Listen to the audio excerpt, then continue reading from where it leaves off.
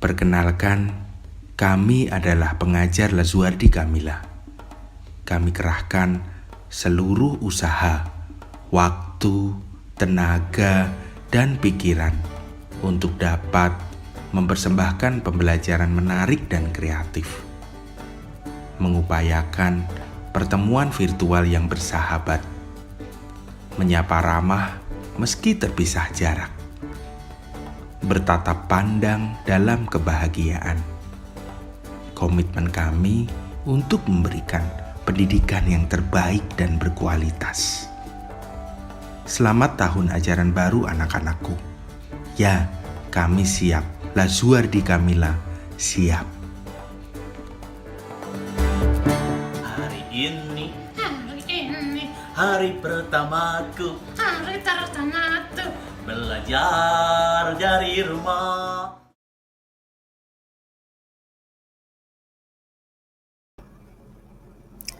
Bismillahirrahmanirrahim. Assalamualaikum warahmatullahi wabarakatuh. Selamat siang Mama, Papa, dan pemirsa yang ada di rumah. Apa kabarnya hari ini? Semoga kita semua senantiasa ada dalam keadaan sehat walafiat. Amin ya rabbal alamin. Puji syukur senantiasa kita panjatkan kepada Allah Subhanahu wa Ta'ala yang telah melimpahkan nikmat, rahmat, dan karunia-Nya kepada kita semuanya. Salawat dan salam senantiasa tercurah kepada Nabi kita Nabi Muhammad SAW beserta para sahabat dan para pengikutnya yang setia. Senang sekali pada hari ini saya Teacher Wahyu Dan saya Teacher Siva bisa menemani Papa, Mama, dan pemirsa sekalian yang ada di rumah dalam acara Pelangi Webinar Series yang bertemakan apa Teacher? The Amazing You. Nah, tema kali ini kami angkat untuk menunjukkan bahwa setiap anak berkebutuhan khusus memiliki potensi dan bakatnya masing-masing. Tergantung bagaimana cara kita menggali potensi tersebut. Oke, berbicara tentang bakat, Teacher, ternyata banyak sekali anak-anak di Laskam yang memiliki bakat-bakat yang luar biasa, seperti menari, menyanyi, karate, menggambar, mengoperasikan komputer, dan masih banyak lagi. Iya, Masya Allah ya Teacher. Tetapi ada satu curhatan yang pernah saya dengar dari beberapa orang tua bahwa belum berhasil menemukan atau menggali potensi dari putra-putri mereka. Nah, untuk itu, hari ini kita akan menghadirkan tamu spesial Teacher. Siapa ya Teacher? Nah, bintang tamu kita yang pertama yaitu salah satu seorang siswa pelangi berprestasi yaitu Ananda Delvin Raisa Zakwan. Oke, saya bacakan dulu untuk CV-nya ya Teacher ya. Iya. Oke, untuk nama lengkap yaitu Ananda Delvin Raisa Zakwan. Tempat tanggal lahir Kalabahi 18 September 2010. Untuk hobi yaitu bernyanyi dan bersepeda. Cita-cita ingin menjadi seorang tentara. Beralamatkan di Mojodipo, RT 2, RW 8, Jatirejo, Jumapolo, Karanganyar. Lomba-lomba yang pernah diikuti yaitu lomba baca puisi tingkat SDLB di SD Inklusi, juara 1 lomba lari halang rintang Laskam Fest 2020, juara 2 menyanyi lagu daerah Laskam Fest 2020, juara 3 lomba menyanyi Festival Anak Berkebutuhan Khusus, dan masih banyak lomba-lomba lain yang tidak bisa kami sebutkan satu persatu di sini. Wah, banyak sekali banyak ya Teacher. Sangat multitalenta sekali. Untuk tamu spesial yang kedua, siapakah itu, Teacher? Ya, itu narasumber kita yang kedua. Beliau adalah Teacher Muhammad Nasyir, Bapak Direktur Akademik Lazuardi Kamila. Terlebih dahulu kita akan membacakan CV dari beliau. Nama lengkap Muhammad Nasyir, beliau adalah Direktur Pendidikan Lazuardi Kamila Global Compassionate School Surakarta, Direktur Smart Trainer Dinas Pendidikan Kota Surakarta, founder Istana Dongeng Nusantara, founder LKGTP Ki Solo Raya, Ketua Forum Komunitas Solo Membaca, fasilitator Trauma Healing Korban Bencana Indonesia. Wah, Masya Allah ya Teacher, narasumber kita hari ini. Oke, langsung aja Teacher Siva, kita undang saja dua tamu spesial kita hari ini, Teacher Nasyir dan Kak Delvin. Assalamualaikum. Waalaikumsalam. Alhamdulillah. Alhamdulillah. Apa kabar Teacher Nasir, Kak Delvin? Sama Waalaikumsalam Papa warahmatullahi yang wabarakatuh. mendampingi. Sangat baik, alhamdulillah. Alhamdulillahirobbilalamin. Alhamdulillahirobbilalamin. Terima kasih sekali sudah Sudah meluangkan menyempatkan di waktunya, sela-sela iya. waktunya, di Iya, sela-sela teacher. kesibukannya Untuk untuk mengisi bergabung ya bersama kita di hari acara ini. Nah, Kak Delvin, hari ini sudah siap tampil apa ya kira-kira ya? Iya nih teacher, penasaran banget ya. Apakah menyanyi atau yang lainnya? Kak Delvin mau tampil apa hari ini? Wah, Oh, mau presentasi, teacher. Nah, ya teacher Nasir, seperti yang kita ketahui ya, untuk Kak Delvin ini adalah salah satu siswa berprestasi kita yang multi talenta sekali. Nah, Betul, yang betul. ya, alhamdulillah untuk orang tua sangat mendukung Iya. dalam pengembangan potensi Kak Iya, bener Delvin banget, teacher. selama ini. Dan tapi gini teacher, ada beberapa orang tua yang masih belum bisa menggali potensi dari putra-putri mereka. Nah, di sini nanti Kita akan membahas. kita akan Bagaimana sih meminta teacher cara Nasir untuk meminta sedikit teacher sharing Nasir. ilmu kepada kita semuanya. Begitu ya teacher Nasir. Insya Allah. Oke. Nah, sebelum kita dengarkan paparan dari Teacher Nasir, Teacher Sifah, kita akan menyaksikan penampilan Kak Delvin terlebih Iya nih, dahulu. teacher. Sudah siap Kak Wah, Delvin? Kak Delvin sudah siap? Siap ya? Siap. Oke, alhamdulillah. Waktu dan tempat kami persilahkan. Silahkan Kak Delvin.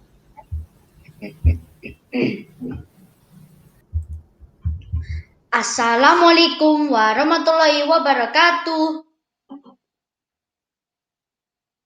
Apa kabar teman-teman? Semoga kita selalu dalam lindungan Allah Subhanahu wa taala. Bersama saya Delvin Raisa Zakwan, kelas 4A SD Losadi Kamila Surakarta. Kali ini Delvin ingin mengajak teman-teman semua untuk mengenali serangga di sekitar kita. Teman-teman, tahukah kalian bahwa di alam sekitar kita, bahkan di lingkungan tempat tinggal kita, terdapat berbagai jenis serangga yang jumlahnya sangat banyak. Apa sih serangga itu? Yuk kita pelajari bersama-sama. Serangga dalam bahasa Latin disebut insecta, yaitu salah satu kelompok vertebrata atau hewan yang tidak memiliki tulang belakang. Serangga termasuk salah satu hewan yang paling beragam jenisnya, jumlahnya sangat banyak, bahkan mencapai lebih dari 1 juta spesies. Serangga dapat kita temukan di hampir semua lingkungan. Lanjut. Nah, teman-teman, supaya tidak penasaran, ayo kita lihat beberapa contoh jenis serangga yang ada di lingkungan sekitar kita. Dan pertama, belalang. Ini beberapa contoh jenis belalang. Ada lalat kayu, ada lalat daun, ada belalang sembah, dan masih banyak lagi jenis belalang lainnya. Yang berikut, semut. Ini beberapa contoh jenis semut. Ada semut merah, ada semut hitam, dan masih banyak lagi jenis semut lainnya. Semut ini merupakan binatang yang suka bergotong royong.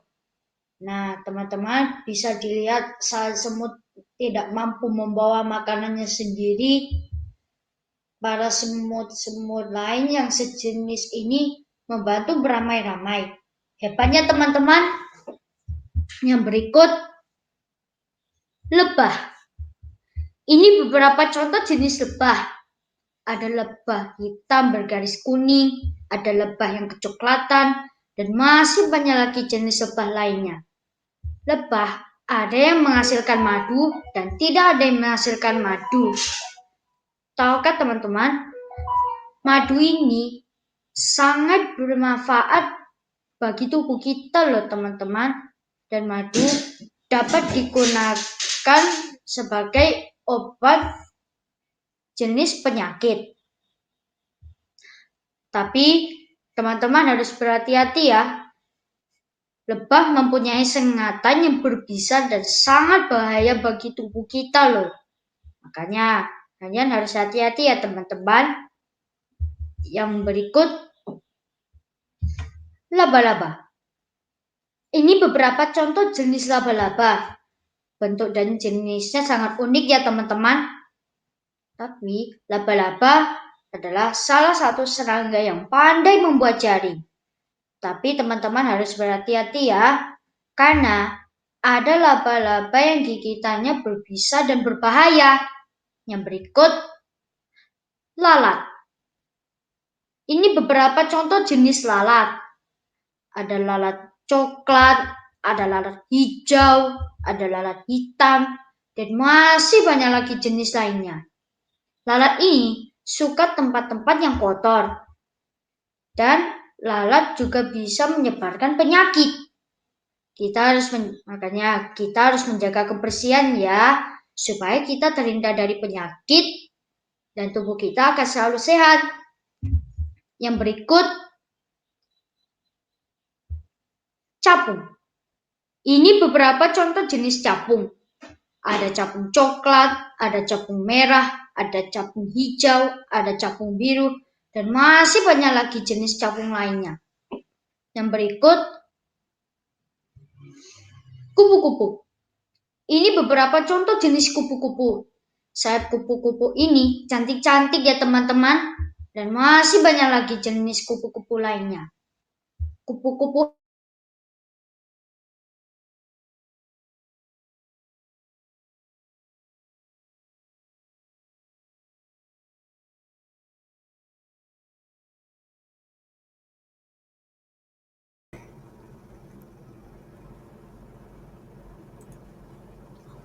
Wah, ternyata banyak sekali jenis serangga ya. Iya Teacher. nih, teacher. Dari paparan Kak Delvin kita jadi tahu. Banyak serangga di sekali. sekitar kita. Oke. Ada apa aja ya, teacher? Tadi ada Banyak kecoa. sekali. Nah, itu aja ada- jenisnya sudah banyak sekali. Setiap jenis itu dibagi menjadi beberapa macam. Iya. Oke, Oke, kita lanjut lagi. Iya, bisa dilanjutkan lagi ya Kak Iya, Delvin. Kak Siap? Delvin. Lanjut lagi. Oke. berikut adalah kecoa. Ini beberapa contoh jenis kecoa. Ada kecoa coklat, ada kecoa hijau, ada kecoa putih, dan masih banyak lagi jenis kecoa lainnya. Kecoa ini suka di tempat yang kurang bersih. Makanya kita harus menjaga kebersihan di rumah ya teman-teman, supaya tidak dijadikan sarang kecoa. Yang berikut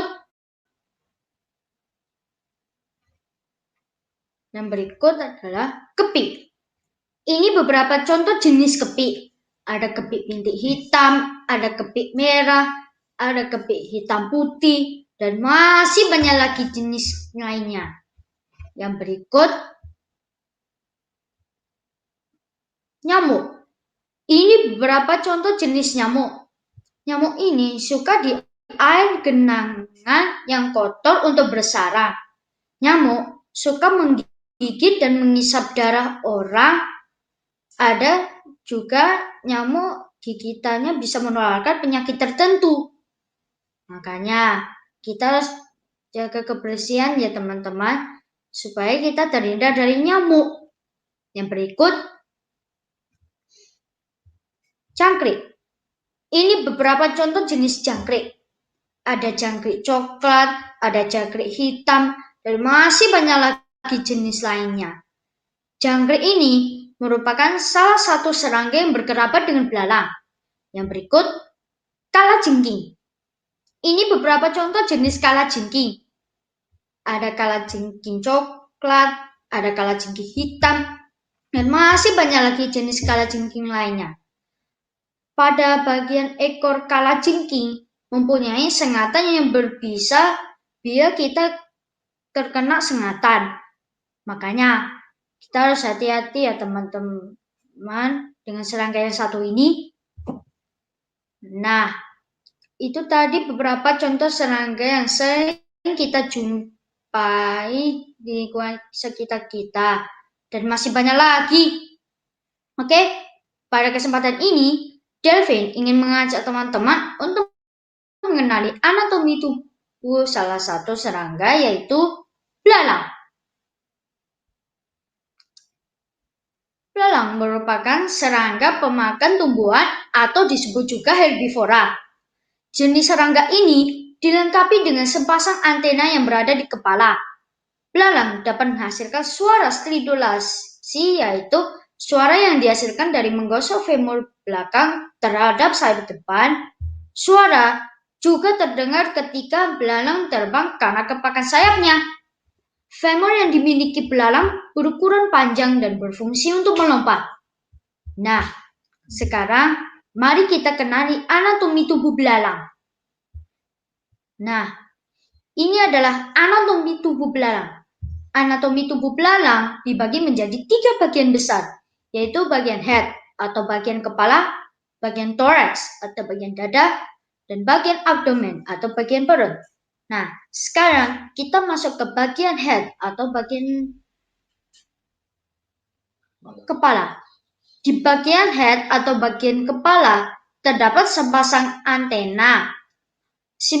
Kemudian simple eyes, yaitu mata kecil. Kemudian compound eye, yaitu mata majemuk. Kemudian mandible, yaitu rahang bawah. Kemudian labrum, yaitu tulang rawan. Kemudian mouth, yaitu mulut. Kemudian femur, kaki bagian atas. Tibia, yaitu kaki bagian tengah yang berduri. Dan tarsus, yaitu kaki bagian bawah yang berfungsi untuk mencengkram. Kemudian labium, artinya yaitu alat pembuka atau menutup mulut. Dan maksila, yaitu alat membantu untuk mencari makan. Nah, sekarang kita masuk ke bagian thorax atau bagian dada. Di bagian thorax atau bagian dada terdapat front wing, yaitu sayap depan, dan hind wing, yaitu sayap belakang. Dan yang paling unik sekali yaitu ear, yaitu telinga yang ada di pangkal femur atau di antara bagian thorax atau bagian dada dan bagian abdomen atau bagian perut. Nah, sekarang kita masuk ke bagian abdomen atau bagian perut. Di bagian abdomen atau bagian perut terdapat femur, kaki bagian atas yang panjang yang berfungsi untuk melompat. Kemudian tibia, yaitu kaki bagian tengah yang berduri, dan claws, yaitu cakar untuk mencengkram. Di bawah bagian abdomen atau bagian perut terdapat spiracles. Cercus dan ovipositor adalah organ pembuangan atau reproduksi. Nah, setelah kita kenali anatomi tubuh belalang, sekarang mari kita kenali ciri-ciri dan habitat belalang ya. Yang pertama, ciri-ciri belalang. Belalang biasanya berwarna coklat, hijau, atau hitam. Mereka memiliki kaki belakang besar yang membantu mereka melompat jarak jauh dari rumput ke rumput. Oleh karena itu, dalam bahasa Inggris, belalang disebut grasshoppers. Belalang betina biasanya memiliki ukuran tubuh lebih besar daripada jantan karena ovipositornya atau organ pembuangan dan reproduksi. Yang kedua, habitat belalang. Belalang kebanyakan lebih menyukai alam terbuka yang kering dengan banyak rumput serta tanaman yang rendah. Nah, tahukah teman-teman bahwa dalam agama Islam ini, belalang adalah salah satu dari 2 hewan yang apabila telah terlebih dahulu mati, masih dihalalkan untuk dimakan.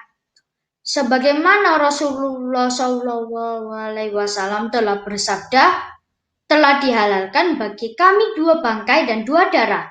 2 bangkai itu adalah ikan dan belalang. 2 darah itu adalah hati dan limpa. Hadis riwayat Imam Ahmad dan Al-Baihaqi. Sekian yang bisa Delvin sampaikan. Semoga bermanfaat. Mohon maaf bila ada kesalahan. Sampai jumpa di lain kesempatan. Wassalamualaikum warahmatullahi wabarakatuh. Assalamualaikum warahmatullahi wabarakatuh. Wah, keren sekali teacher Iya, kita Masya berikan Allah applause banget. dulu. Hebat sekali Kak Delvin. Begitu detail, begitu rinci ya teacher Iya, Siva ya. bener. Speechless ya. Iya. Cara bicaranya pun ya Teacher Percaya Wahyu. diri Iya, sekali. percaya. Keren sekali Kak Delvin. Iya, hebat banget Kak Delvin. Oh ya, Terima Kak kasih Delvin. teacher Adul. Iya, Iya, sama-sama. sama-sama. Kenapa sih Kak mengambil tema serangga? Boleh tahu nggak, teacher? Karena delfin bisa mengenali serangga yang ada di lingkungan delfin. Wah, Wah, keren ya, iya, teacher ya. hebat banget. Hebat. Berarti suka Suka membaca baca buku buku sains ya? sains. Iya, senang sekali. Buku apa saja sih Kak Delvin? Kira-kira bisa disebutkan contohnya? Contohnya tentang mobil balap, tentang serangga, tentang binatang, tentang tumbuhan, Iya. tentang tangga bencana, dan masih banyak lagi. Keren sekali, Masya banyak sekali Allah, koleksi iya, bukunya ya hebat teacher banget, Siva iya. ya. Kak Delvin, teacher boleh tanya nggak sih? Kak Delvin seneng nggak sih Boleh. sekolah di Laskam? Sangat senang. Kenapa senang? Kenapa Senang sekali. Gimana guru-guru sama teman-temannya di Laskam? Karena gurunya pinter, kreatif, terus penyayang, pintar, dan penyabar. Wah, terima kasih makasih, Kak Delvin. Delvin. Oke. Terima kasih sekali Kak Delvin atas penampilannya Iya, luar biasa. atas penampilannya. Oke. Menginjak ke tampilan kedua Kak Teacher Siva. Iya. Siapakah Iya, teacher ya? Teacher Wahyu. Sekarang tampilan kedua Yaitu narasumber kita hari ini yang terhormat, yaitu Teacher Muhammad Nasir. Waktu dan tempat kami persilahkan Teacher Nasir, silahkan. Baik, terima kasih banyak. Bismillahirrahmanirrahim. Assalamualaikum warahmatullahi wabarakatuh. Waalaikumsalam warahmatullahi wabarakatuh. Alhamdulillahirrahmanirrahim. Allahumma sholli ala Muhammad wa ala ali Muhammad. Rabbi shrahli sadri wa yassir li amri wahlul 'uqdatam min lisani yafqahu qawli. Terima kasih banyak Teacher Syifa dan Teacher Wahyu atas kesempatannya. Akhirnya saya sampai di forum ini juga ya. Apakah suara saya bisa didengar jelas? Iya, Teacher, Iya, bisa, bisa. Teacher. Alhamdulillah. Bisa ya? Bisa. Oke, alhamdulillah. Baik, wah saya takjub sekali tadi dengan yang disampaikan oleh Mas Delvin ya. Iya, betul, Iya, Teacher. Amazing banget. Jadi kebetulan saya juga bertemu Delvin ini dari TK ya, dari zaman TK ya sampai sekarang di SD kelas 4 ini luar biasa. Di balik itu semua yang paling hebat adalah orang tuanya. Saya lihat tadi ayahnya Teacher, yang di betul belakang sekali. video ya. Saya lihat ayahnya ini bagi saya the one and only I think gitu ya. Jadi Betul sekali. figur ayah yang sangat luar biasa. Tidak hanya beliau itu mendampingi gitu, tapi beliau itu juga bekerja keras menemukan potensi lebih putra beliau begitu. Iya, betul sekali, Teacher Nasir. Dia juga memfasilitasi gitu loh. Inilah Dan itu abang. tidak mudah nggih, Teacher nggih. Betul. Ya, ini saya yakin juga bagian dari karunia Allah yang diberikan kepada Mas Delvin ayah dan tentunya ibu ya, mamahnya Mas Iya, Delvin. betul. Jadi saya lihat di balik semua prestasi, keberhasilan, peran ayah dan ibu itu yang sangat besar. Makanya ini yang sangat menginspirasi.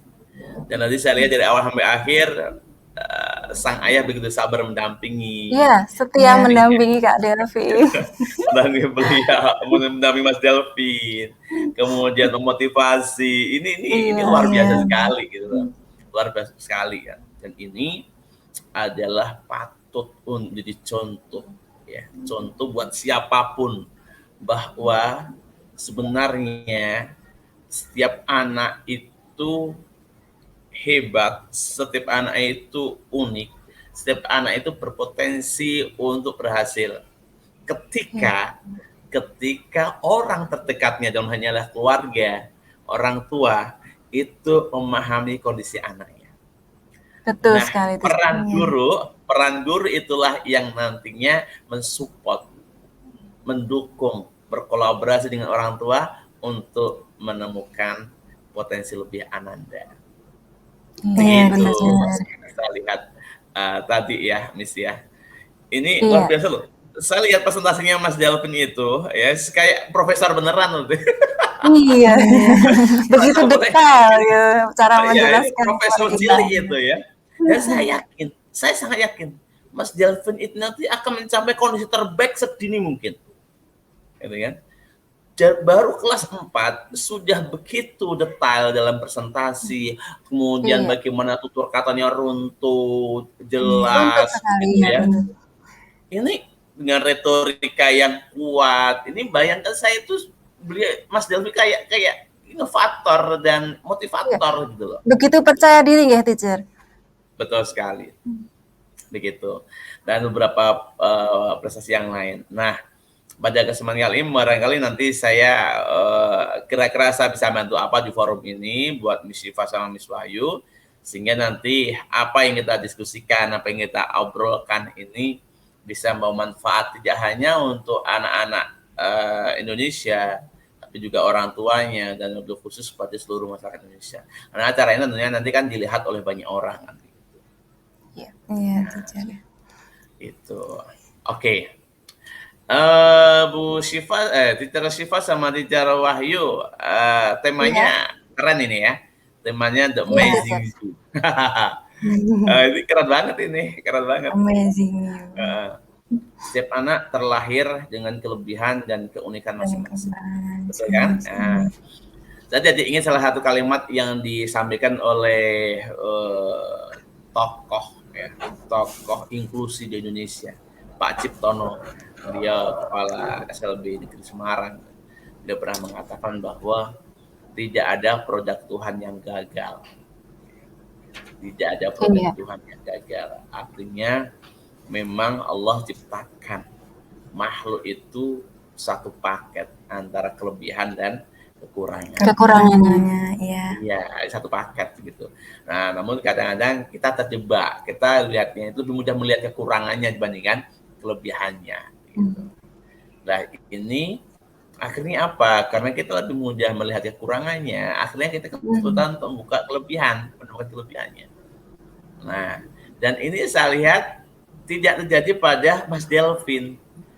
Sang ayah sama sang ibu justru melihat kelebihannya dulu baru kekurangannya gitu loh. Iya. Apa yang bisa digali dari Kak Delvin seperti itu? Betul gitu loh. Sehingga justru saya banyak belajar dari beliau gitu beliau. Jadi karena melihat sisi lebihnya itu akhirnya kan berkembang kan. Sudah talenta musiknya bagus, linguistiknya bagus gitu kan. Kemudian saintisnya bagus. Ini kan luar biasa.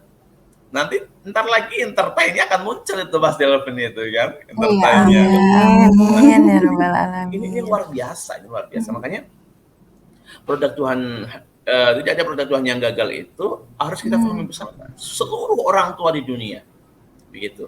Jadi ketika diberi amanah oleh Allah SWT berupa anak, maka pada saat itu pula kita harus melihat secara bijak bahwa anak yang diberikan kepada kita itu satu paket kelebihan dan kekurangannya masing-masing. Nah, itu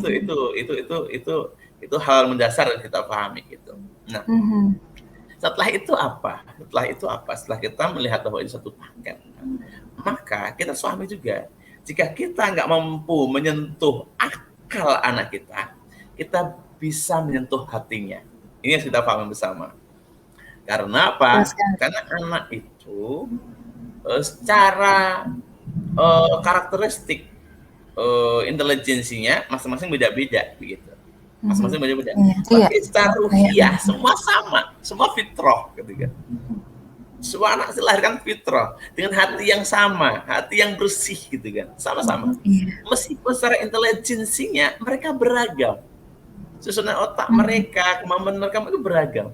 Nah, dan ini tentunya akan jadi sebuah problem ketika anak satu sama yang lain kemampuan intelijensinya berbeda, maka pertumbuhan dan perkembangan mereka juga berbeda. Sehingga apa yang kita lakukan?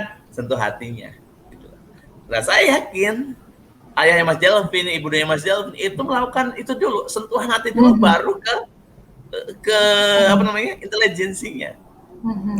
Sehingga chemistry antar orang tua sama anak muncul. Kelihatan sekali ya. Kelihatan, iya. Betul, saya lihat begitu gitu. Saya lihat dari bagaimana saya memperhatikan Mas Delvin, gestur beliau, tatapan mata beliau itu kan wow banget tuh saya itu. Dan ini maka saya katakan beliau itu the one and only kan begitu ya. Jadi figur yang memang harus bisa apa namanya, bisa kita ambil ibrohnya dari beliau. Maka saya sangat bersyukur sekali bisa bertemu dengan keluarga Mas Delvin begitu. Nah, itu yang kedua ya, Teacher Wahyu sama Teacher Syifa. Iya. Jika kita nggak mampu menyentuh akal anak kita, maka sentuh hatinya, begitu. Nah, kalau udah sampai sini nih, maka kita akan syukuri apapun kondisi anak kita. Iya, benar Kita akan banget. mensyukuri kondisi anak kita. Terus Nanti nggak ada lagi membandingkan, oh anakku kok bisa ini, tapi nggak bisa itu ya, gitu kan. Anak itu kok bisa itu, tapi anakku nggak bisa ya. Nanti nggak ada lagi membanding-bandingkan. Gitu. Karena mereka nanti, anak-anak kita nanti itu akan kita ukur dari apa? Dari start awal dia hidup, kemudian udah bisa apa, berubah apa. Jadi ngukurnya bukan dengan orang lain, tapi dengan startnya dia sendiri. Kalau bahasanya Pak Munif Khotib itu adalah ipsatif ya, kita menilai anak itu pertumbuhannya secara ipsatif. Jadi mengukur perkembangan anak dari saat dia memulai. Gitu. Nah, rasa syukur itu modalnya, gitu. Rasa syukur itu modalnya. Dengan demikian, kesyukuran itu membuat kita bahagia. Maka nggak ada lagi orang tua yang akan jahat sama anak. Nggak ada lagi orang tua yang gelo punya anak, gitu. Nggak ada orang tua yang istilahnya penerimaan dulu dari orang tua ya, itu sangat paling penting. Betul. Nah, inilah kuncinya. Ketika itu muncul, maka keunikan anak, keragaman anak ini akan jadi sebuah nilai lebih.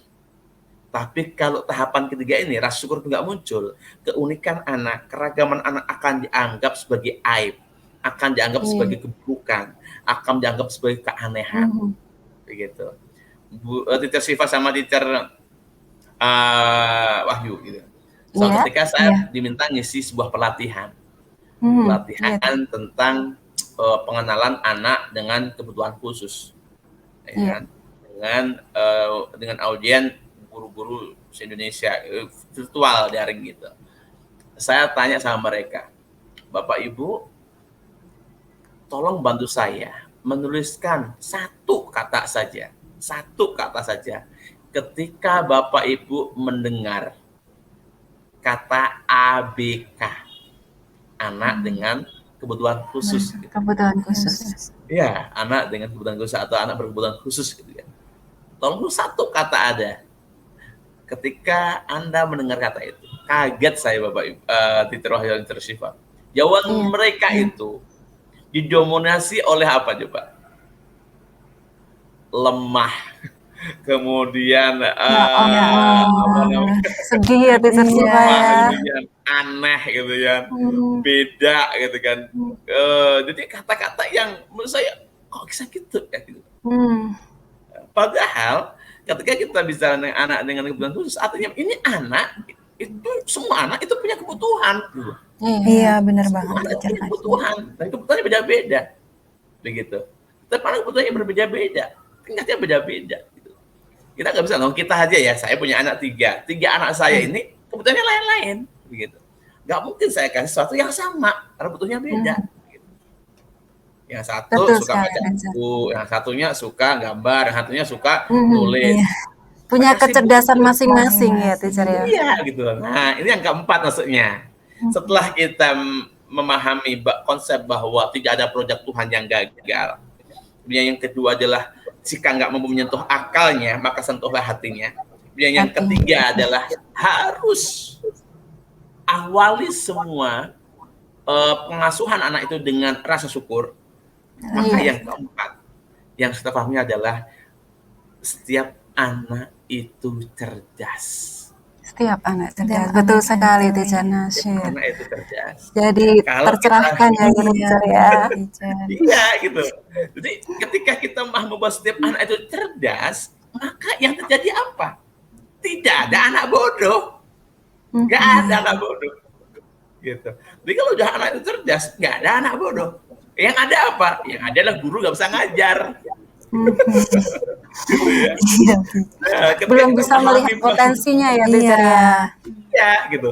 Jadi ketika itu memahami konsep bahwa setiap anak itu cerdas, maka nggak ada anak bodoh. Yang ada adalah guru nggak bisa ngajar. Tidak ada anak nakal. Yang ada adalah orang tua yang nggak sabar. Betul sekali. Jadi kalau udah bisa, kalau udah masuk ke konsep ini, kecerdasan majemuk ini, setiap anak itu cerdas dan kecerdasan itu beragam, maka yang terjadi adalah kebanggaan. Iya. Kebanggaan gitu.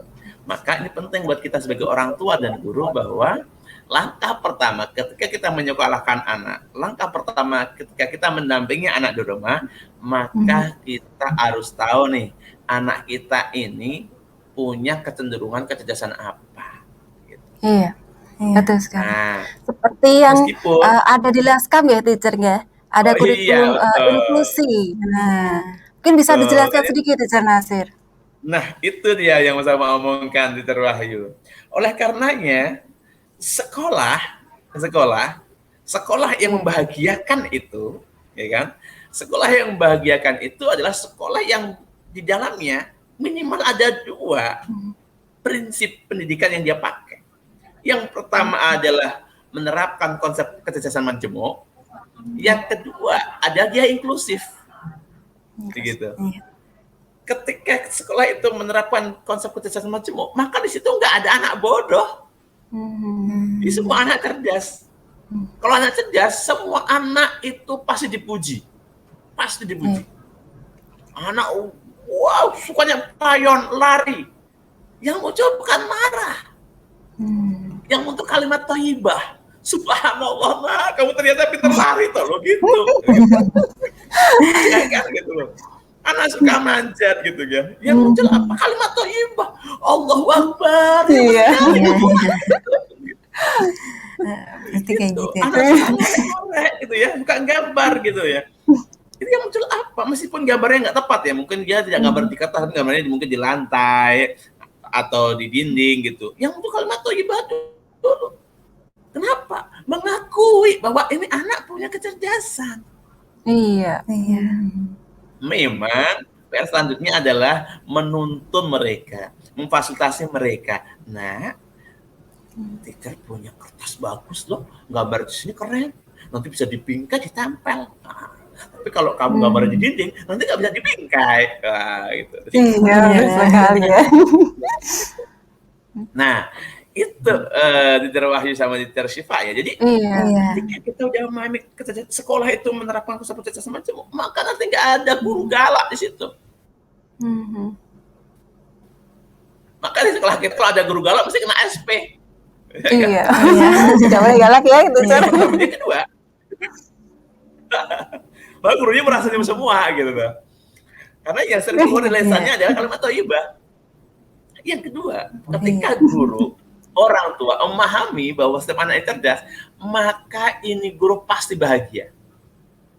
Pasti bahagia. Kenapa kok bisa bahagia? Karena yang dia lihat adalah kecerdasan, bukan kekurangan.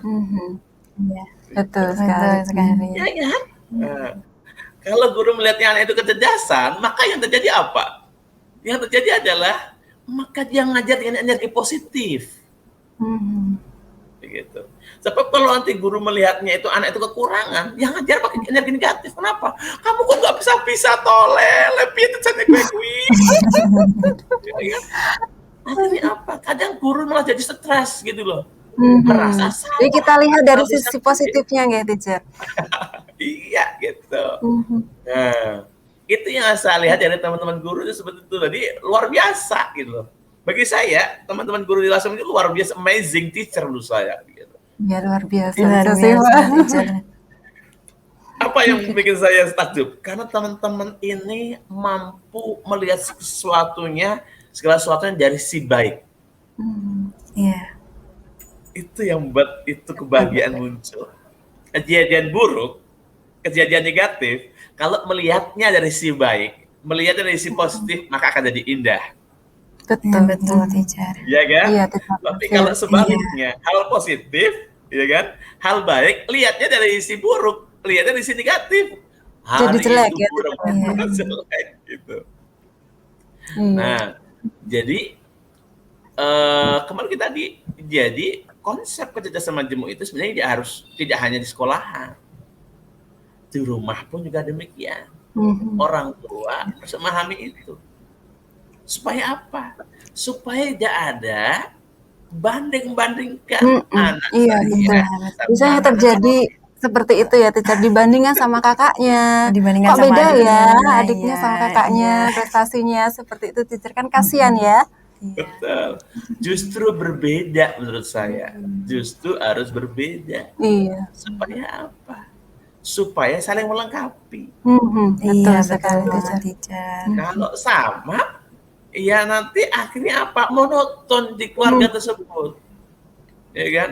Jalan di rumah sukanya semuanya ayam goreng. Oh, tiap hari makan ayam goreng terus gitu kan. Setiap anak mesti beda-beda menu kesukaannya kan. Kadang makan nasi goreng, kadang ayam goreng, kadang pakai sayur asem kan begitu. Ya memang Iya, setiap itulah indahnya ya, teacher ya. betul. Indahnya Menurut saya ganti-ganti kan bervariasi. gitu. Iya. Nah, itu ya. Jadi kecerdasan majemuk.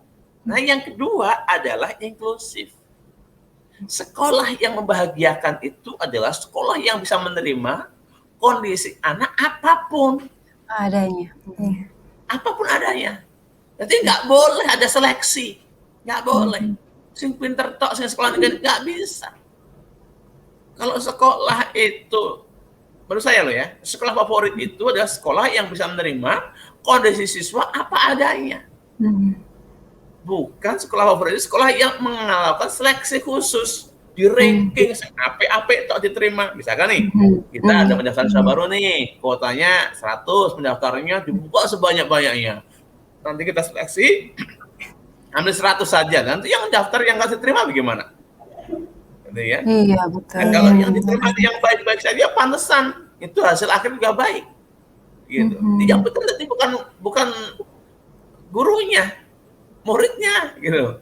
Karena pimpinnya udah bagus dulu. Iya, betul, teacher. Jadi tidak dibenarkan adanya tes masuk ya, teacher ya. Iya. Tes masuk itu mungkin barangkali bisa diarahkan ke apa? Ke observasi. Observasi. Ya, observasi tujuannya apa? Tujuannya untuk melihat ini anak punya kecenderungan di mana. Ini anak punya kebutuhan apa. Sehingga kalau kita sudah merekam kebutuhan masing-masing anak, kecenderungan gaya belajar anak, kecenderungan kecerdasan anak, nanti kita mudah mendidik mereka ketika sekolah. Betul sekali, teacher. Nah, begitu. Jadi inklusif ini harus dilakukan di sekolah manapun yang ingin menjadi sekolah yang membahagiakan. Nah, ada 4 ya. Pertama tadi adalah prinsip bahwa tidak ada produk Tuhan yang gagal. Yang kedua, jika nggak mampu mendidik atau tidak mampu menyentuh akalnya, maka sentuhlah hatinya. Yang ketiga, awali segala sesuatu dalam mendidik itu adalah dengan rasa syukur. Bersyukur dan ikhlas ya, teacher. Kemudian yang keempat adalah terapkan konsep kecerdasan majemuk. Maka dengan demikian yang terjadi adalah setiap siswa, setiap anak itu amazing. Setiap anak akan unik, setiap anak akan cerdas, setiap anak akan menjadi pribadi yang membahagiakan. Begitu, Teacher Wahyu, Teacher Syifa. Iya, terima kasih sekali Teacher Nasi atas paparannya yang begitu lengkap ya.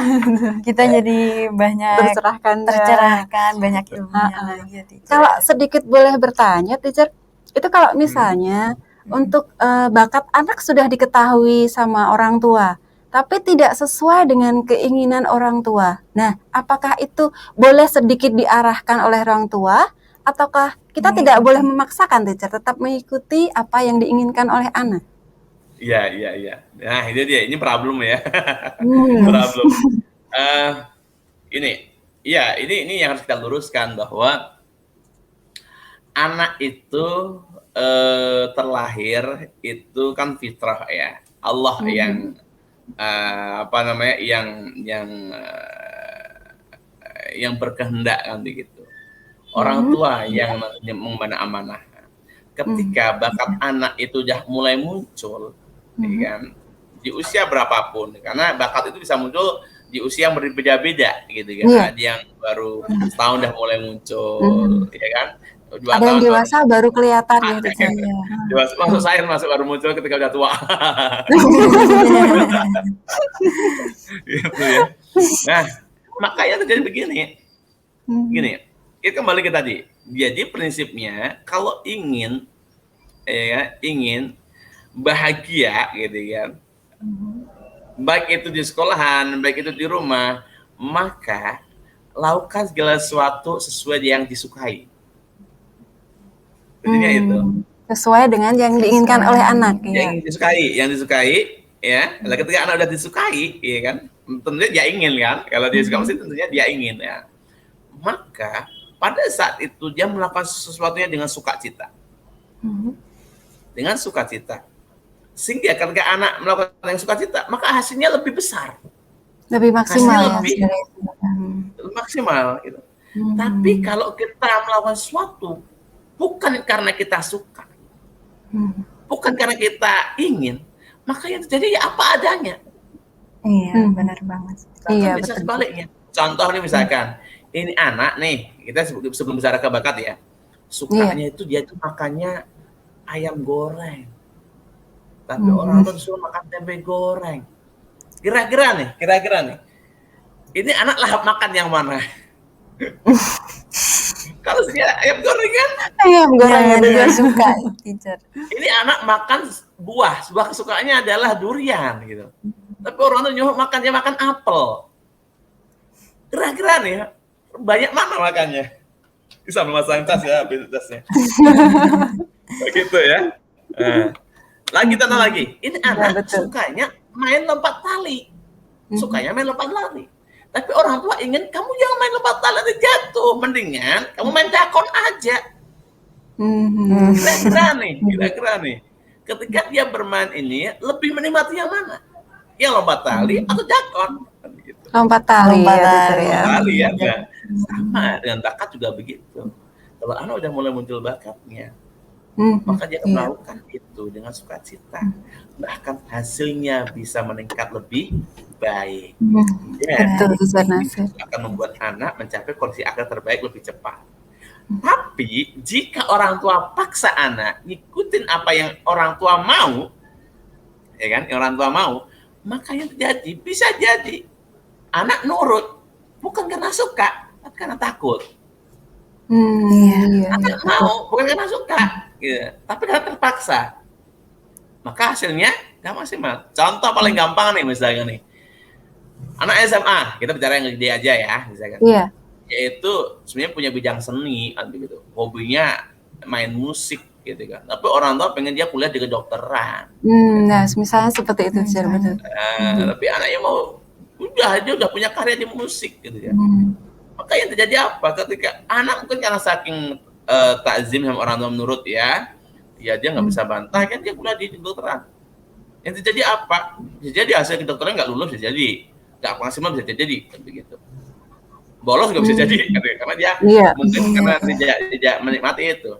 Ya. Nah, orang tua yang bijak tentunya akan duduk bareng sama anak, duduk bareng. Kalau sudah dewasa ya SMP SMA bisa diajak ngobrol sih kan gitu. Tapi kalau udah masih SD TK itu barangkali memang perlu cara khusus untuk memahamkan. Orang tua harus bisa memahami kondisi bakat anak, dan anak pun tentunya bisa menyampaikan dan menunjukkan bakat-bakat itu. Sehingga apa? Sehingga antara orang tua sama anak tidak ada benturan. Maka yang terjadi nanti kebahagiaan. Begitu, Iya, Teacher Wahyu. betul sekali, Teacher Nasir. Teacher. Mungkin Teacher Siva ada yang mau ditanyakan ke Teacher Nasir? Iya nih, teacher, saya mau tanya, bagaimana sih cara kita untuk menumbuhkan kepercayaan anak untuk menunjukkan bakatnya? Kepercayaan diri maksudnya, Teacher? Iya, kepercayaan diri anak. Oke. Nah, ini penting banget ini. Iya. Jadi ketika kita ditanya nih, bagaimana sih cara menunjukkan kepercayaan diri anak terhadap bakat yang dia miliki, kan begitu.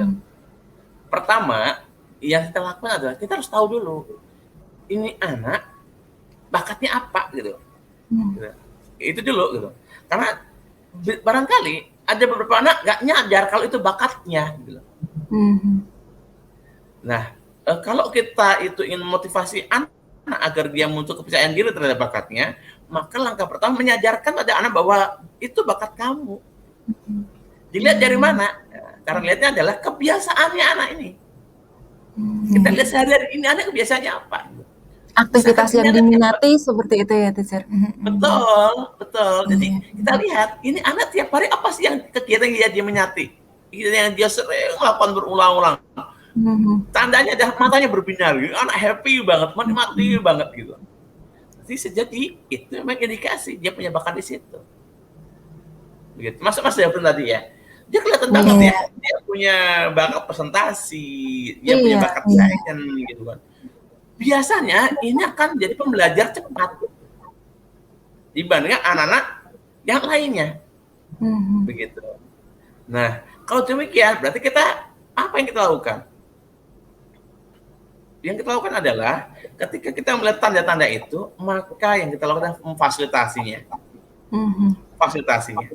Tanpa banyak kata, misalkan anak kita suka tentang dunia serangga nih, tiba-tiba aja kita kasih hadiah pada anak. Nah, ini ayah punya buku serangga buat kamu.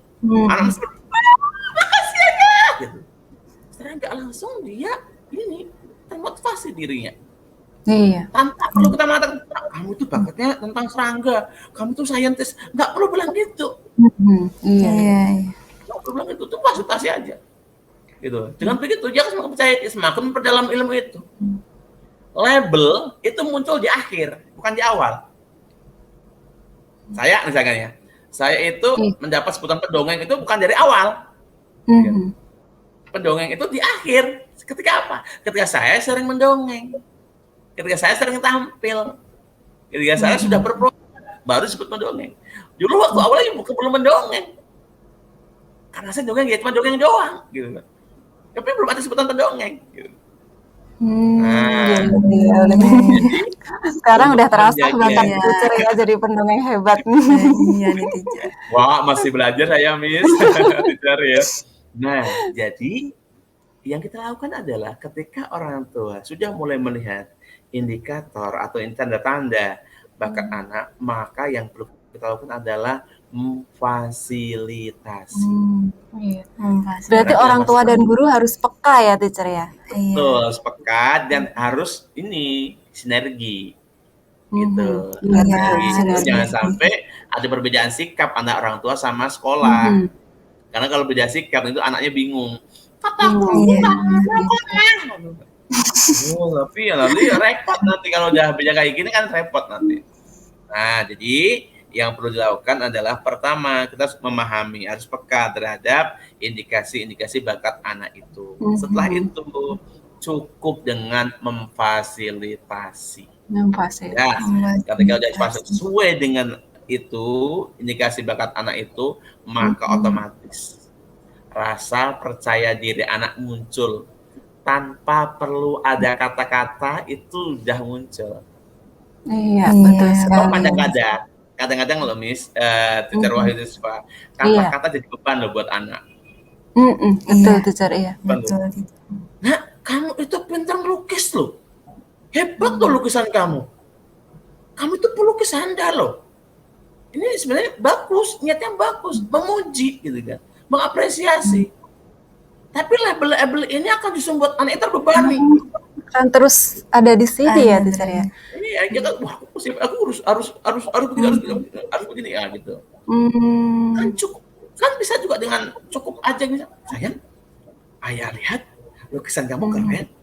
Nih, ayah belikan nih klien baru biar lebih keren lagi. Kan beda. Beda. Ketika Iya, anak diterima oleh lingkungannya, difasilitasi, dia akan merasa dihargai. Begitu. Tanpa ada label. Karena biasanya label itu juga jadi beban buat anak. Alih-alih untuk motivasi, malah justru jadi beban buat anak. Nah, kita harus objektif dan faktual dalam hal memberikan labeling kata-kata pada anak. Begitu Pak ya. Iya, terima kasih Wah, Teacher Nasir. terima kasih sekali atas jawabannya. Iya. Untuk Papa Delvin, mungkin ada yang mau disampaikan ke Teacher Nasir. Oh ya, mungkin itu kami ingin menanyakan sedikit bagaimana perasaan Papa setelah melihat perkembangan potensi Kak Delvin yang luar biasa dari awal sampai saat sekarang ini. Ya. Baik, Assalamualaikum warahmatullahi wabarakatuh. Iya, waalaikumsalam warahmatullahi wabarakatuh. Yang pertama, saya sekeluarga mengucapkan syukur alhamdulillah atas seluruh karunia yang diberikan kepada kami sekeluarga, termasuk salah satunya kehadiran anak-anak kami dengan kemampuannya masing-masing. Kemudian yang kedua, tadi apa yang disampaikan Teacher Nasir terlalu berlebihan memuji saya, Pak Nasir. Sebenarnya saya tidak sehebat Pak Nasir.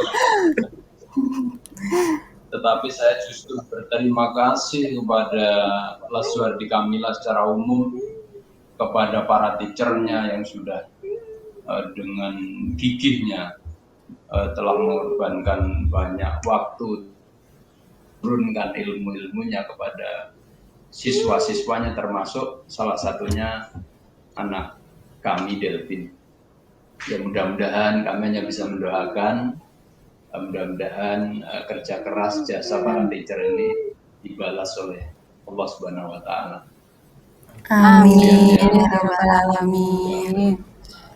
Yang berikut, saya sebagai orang tua hanya bisa mendukung, memfasilitasi anak kami dalam perkembangannya, tentunya sesuai dengan kemampuan kami. Dan sekali lagi kami sangat berterima kasih, dan salah satu rasa syukur kami yaitu memilih Laswardi Kamila untuk sebagai lembaga pendidikan anak saya. Saya percaya kepada Laskam dapat membimbing anak saya untuk menjadi lebih baik lagi. Mungkin itu yang bisa saya sampaikan, teacher. Terima kasih. Assalamualaikum warahmatullahi Amin, wabarakatuh. amin ya Rabbal Alamin. Terima kasih banyak, Papa. Ayah. Semoga Kak Delvin Dan Papa. ya lebih bisa mengembangkan Iya, prestasinya Kak prestasinya lagi dan mencapai kondisi terbaiknya suatu saat nanti. Amin ya Rabbal Alamin. Ya, Teacher Siva, kita Iya. sudah sampai pada akhir acara, tapi sebelum Teacher. itu kita dengarkan sedikit closing statement Closing dari Teacher Teacher Nasir. Nasir. Monggo Teacher Nasir. Iya. Terima kasih atas kesempatannya Teacher Wahyu, Teacher Syifa. Ayah Delvin, saya kangen ngobrol sama dengan kangen diskusi gitu. Insya Allah ini jadi pertemuan yang baru kamu secara virtual nih. Jadi Teacher Syifa, Teacher Wahyu. Jadi ketika kita jadi orang tua, ketika jadi guru, maka sebenarnya guru itulah anak kita. Ketika kita jadi guru yang hebat, belajar dari murid kita. Ketika jadi orang tua yang hebat, belajar dari anak kita. Nah pada saat itu Allah itu menambah ilmu kita melalui anak dan murid kita. Maka orang tua yang hebat, guru yang hebat, itu ketika ketemu dengan anaknya, muridnya, maka yang dipikirkan adalah aku akan belajar apa. Maka disitulah, apalagi kalau kita bicara tentang keunikan anak, maka pada saat yang sama Allah sedang bersiap-siap menurunkan ilmu yang berlimpah buat kita sebenarnya. Buat para guru dan para orang tua. Termasuk saya takjub dengan Mas Delvin ini luar biasa ilmunya loh. Luar biasa. Saya belajar dari Mas Delvin. Saya belajar di orang tuanya Mas Delvin. Saya belajar di terapisnya Mas Delvin, GPK Mas Delvin. Saya belajar dari murid-murid yang lain juga. Kenapa? Karena bagi saya mereka fasilah ilmunya Allah berikan kepada kita. Maka sebagai penutup di Terwahyu dan Syifa, ketika anak itu sudah kita ketahui keunikannya, maka the amazing you-nya yang mulai muncul di situ. Tugas kita selanjutnya adalah memfasilitasi sehingga anak akan sudah menemukan kondisi akhir terbaik. Begitu secara Wahyu Syifa. Iya. Terima Terima kasih kasih sekali Teacher Nasir dan Kak Delvin. dan Kak Delvin dan juga Papa. Ya, luar biasa sekali dan semoga Apa yang disampaikan bisa oleh Teacher Nasir, bermanfaat. Papa dan juga Kak Delvin bisa bermanfaat dan menginspirasi. Iya. Kita semua yang ada di sini juga Papa Mama yang ada di rumah tentunya Iya. ya. Sekali lagi terima kasih sekali atas waktunya sudah menyempatkan diri di sela-sela kepadatan kesibukan dari Teacher Nasir, Kak Delvin juga Dan Papa. Sampai bertemu lagi di lain kesempatan. Salam untuk keluarga di rumah. Terima kasih. Terima kasih Miss Teacher. Mari. Oke, Teacher Syifa, Iya, sudah Teacher saatnya Wahyu, kita undur tidak diri. terasa. Tidak terasa. Iya. Tapi sebelumnya kita ucapkan dulu terima kasih kepada Papa Mama yang sudah bergabung setia dari awal acara hingga akhir acara. Iya. Semoga bermanfaat ya. Iya, Ilmu-ilmu semuanya. yang disampaikan oleh Teacher Nasir, Kak Devin juga Papa tadi. Iya, sangat menginspirasi sekali. Ya. Dan kita sampaikan terima kasih untuk semua tim PH yang bertugas hari ini, yaitu ada Teacher Gigi, Teacher Eni, Teacher Endang, dan Teacher Bulan. Iya. Terima Terima kasih kasih banyak. sekali. Iya. Kami undur diri, kurang lebihnya kami mohon maaf. apabila ada salah-salah kata dan perbuatan. Iya. Wassalamualaikum Wassalamualaikum warahmatullahi wabarakatuh.